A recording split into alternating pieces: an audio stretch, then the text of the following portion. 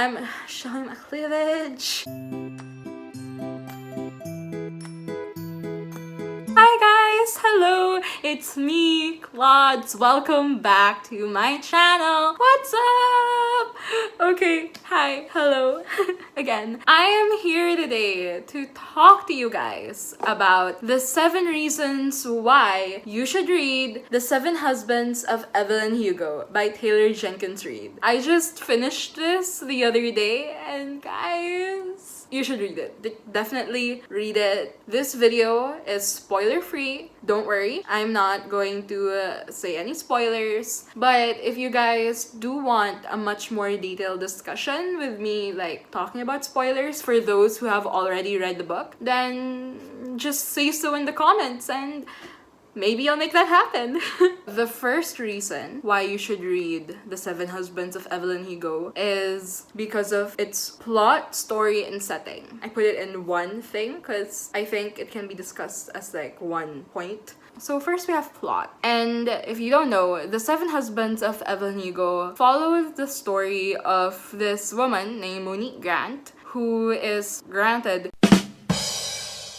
an interview with the alluring Evelyn Hugo. And it's a big deal because Evelyn Hugo has never really done an interview talking about her life and well, her 7 husbands. So people assume, people perceive what they want to perceive just based on what they see from her public appearances. So we follow the story of Monique Grant conducting the interview. And then we also follow the story of Evelyn Hugo as she tells her story. So majority of the story takes place around the 1950s to the 1980s, like a span of 30 years more or less. And I have personally not read that many books that take place in that era. So if you're interested in that, then The 7 Husbands of Evelyn Hugo is a really good place to start. At least I think so. It's not exactly historical fiction, but it touches a lot on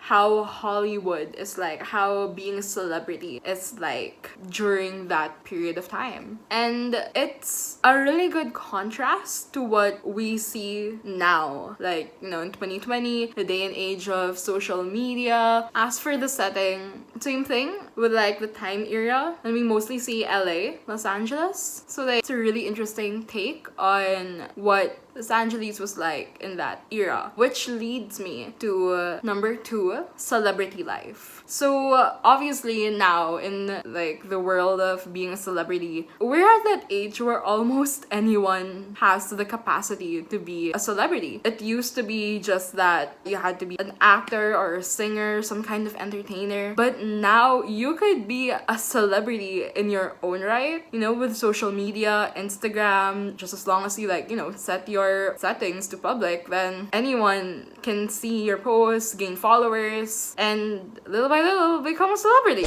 Whereas back then, we follow how Evelyn Hugo became a celebrity. So we see the things she had to do to be the it girl that everybody aspired to be during her era. And also, as I said earlier, when people see Evelyn Hugo from what they see in her movies, from what they see in paparazzi pictures. But when I say celebrity life, it shows just to what length celebrities do to protect their images. Basically, the manipulation game is what I'm trying to say. Celebrity life, a lot of it is manipulation, or at least the public image aspect of it. But Evelyn Hugo chooses what she wants you to see. If it's something that she doesn't want out there, it won't be out there. Which is why this interview Monique is allowed to do is such a big deal. So along with celebrity life, a lot of the things that we want to know about our celebrities are their love lives, which leads me to my third reason as to why you should read The 7 Husbands of Evelyn Hugo is love. Love.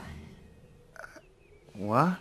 Yes, love. Love. I don't say romance. I say love because this book, it's such a good example of how different kinds of love is shown. So you've got your romantic love, that's a given. You have your familial love, and of course, you have your platonic love. The love you have for your friends. And there's a line in this book said by one of Evelyn's closest friends. This person says to Evelyn that they are each other's soulmates. They might not be in love, but they are each other's soulmates. And that part in the book was just so beautiful. And I really loved the character who said this. This character was one of my favorites. And if you read it, you'll understand why. Which leads me to character. Of course, you have Evelyn. You have her 7 husbands talked about in this book. And at first I was thinking, how could you differentiate her 7 husbands from each other? Like, wouldn't they all be celebrities or something? I don't know. So what I really liked about the characters in this book was that everybody was different. There was no same character. Each man she married for a distinctly different reason, which goes to show there is so much more to what people think a marriage is. So again, it ties down to her celebrity life, ties down to the plot, the story setting, everything. Everything ties down to manipulation. And I don't mean that in like a negative aspect. I mean, it does at some point like have a negative connotation to it, but for the most part, it's pretty mixed. It's both positive and it's negative, so take that how you will. But other than Evelyn and her 7 husbands, I like a lot of the other characters as well. I'm being really vague about this because it's borderline spoilerish. That's why I don't want to like say too much.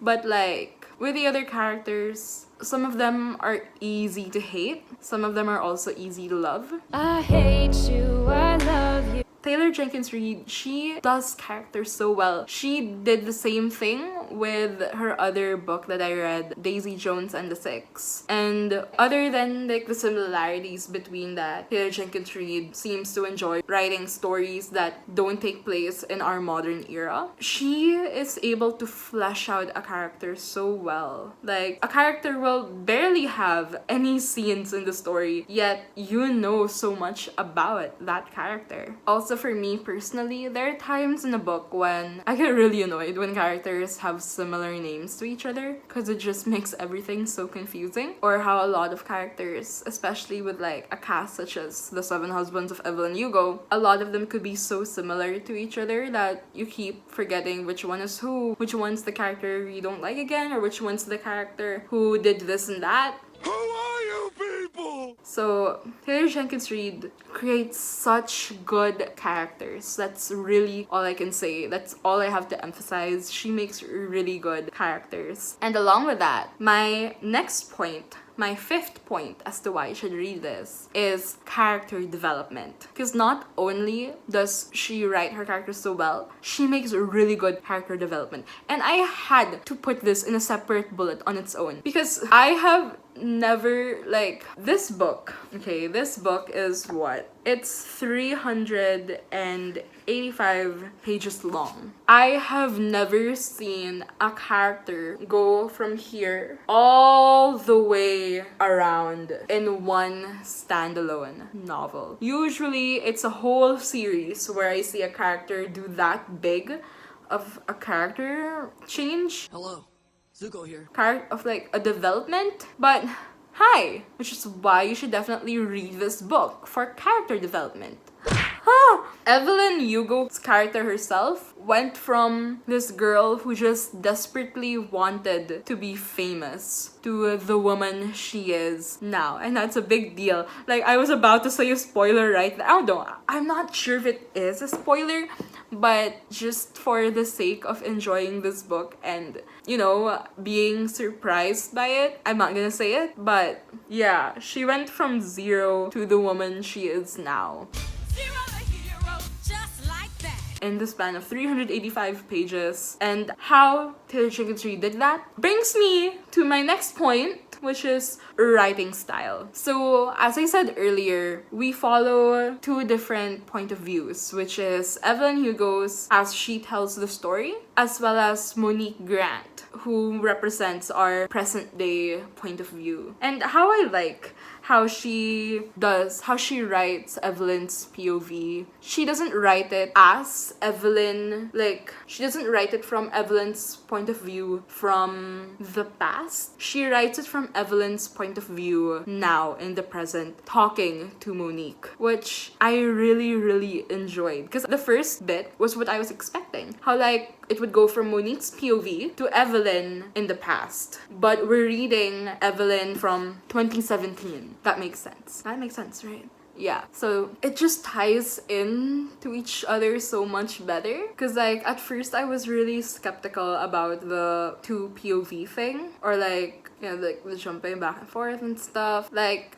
most of the time I've seen it work. There are times when it doesn't. But Taylor Jenkins Reid just did it so well. She did it so well. And her decision to do that, to make it from Evelyn's point of view in the present, it ties both timelines in together so seamlessly, and I really enjoyed that. And of course, that brings me to my final point as to why you should read The Seven Husbands of Evelyn Hugo. Representation.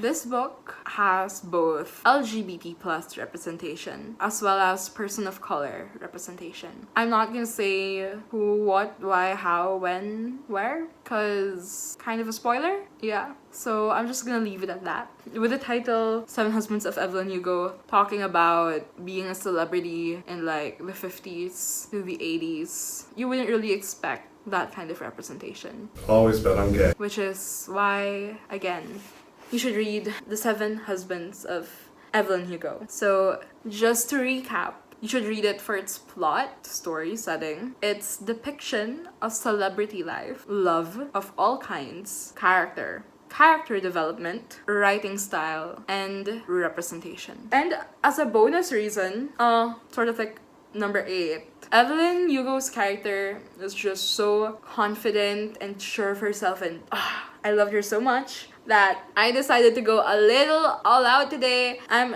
showing my cleavage. I'm wearing my silver hoops. I'm wearing a choker that I have never worn before but was gifted because it's choking the living shit out of my neck. And like it has like little fake diamonds on it because I wanted to feel like Evelyn today. Hi, hello. So yeah. Okay, that's it. Those are the reasons why you should read The Seven Husbands of Evelyn Hugo. And if you guys want me to do a more detailed spoiler version, then just comment down below and I'll see you in the next one. Bye!